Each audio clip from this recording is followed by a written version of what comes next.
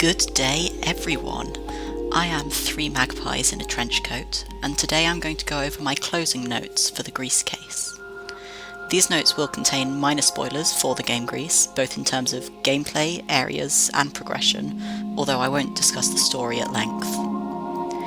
Gris is a silent, moving story about a girl moving through her grief after a great loss, and bringing colour back to the world around her as she does so. It's a short game that can be finished in only a few hours, 3 perhaps if one moves quickly.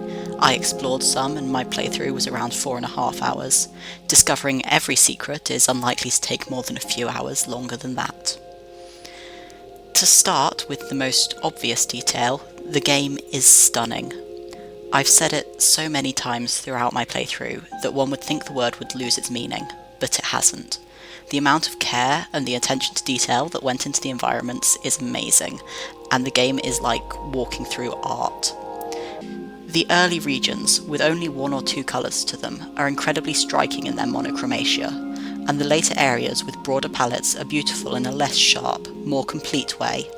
The art style seems to change slightly between regions as well, but never jarringly, and it always fits both with the emotion and colour of that area and with the theme of the game as a whole. On a similar note, the game's music and sound design feels really well done. And those things, the incredible art, the lovely sound design, and, at least for me, the emotions incurred through the combination of those and the life you bring back to the world, all of those hold up on a second playthrough. The gameplay, on the other hand, is less suited to replays. On my first playthrough, the minimalistic gameplay wasn't particularly noticeable, as I was so constantly blown away by the backgrounds, or else absorbed in figuring out the next puzzle or finding the next secret. Being lost and exploring took up much more of my attention than the way in which I was moving through each region. I can't say the same for my second playthrough.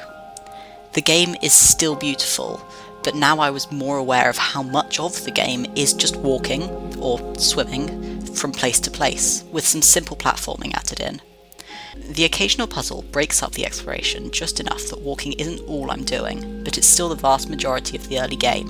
The platforming puzzles making up the latter sections of the game are more replayable, but their simplicity makes them only a minor improvement on the walking in the earlier areas.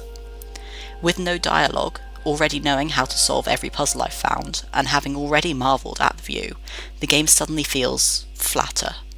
This could, of course, be a side effect of restarting it so quickly.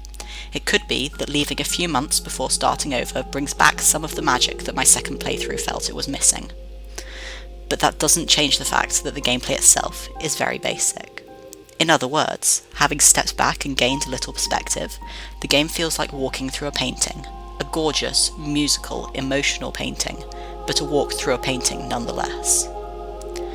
That being said, the abilities the character gains throughout the game are well designed and creative. I've never played a game that allowed me to turn into a box before, and using that box to prevent being blown away by gusts of wind, and as a platform later on, were novel additions to a more common ground pound mechanic. The singing in the final area was also not something that I've experienced before, and the way that interacted with the background objects really made the world feel alive. Double jumps and swimming aren't rare abilities in video games, but they were nicely animated, felt smooth, and had their own little twists to them. Gris is a very linear game. There are creative traversal puzzles in navigating the world, ranging from very simple to requiring a little thought, and there is no fail-state for them. You cannot die, and at no point could I see a way to softlock myself. There are no choices to make or branching paths. Each area is unlocked with the ability and colour gained from the last, and that new colour blocks off the previous area. Even within regions, sloped surfaces, one-way drops, and the occasional cutscene meant that there was no room for backtracking without starting a new file, or finishing the game and then opening a specific chapter. I said that there was no fail-state for the smaller puzzles, and no way of soft-locking yourself out of progression, but that isn't quite true for the overall game.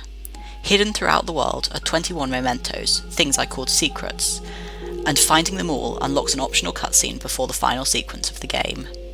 These secrets are fun to find, and some of them are visible and need creative thinking to get, some of them are more obscure. A lot of them are easily missed.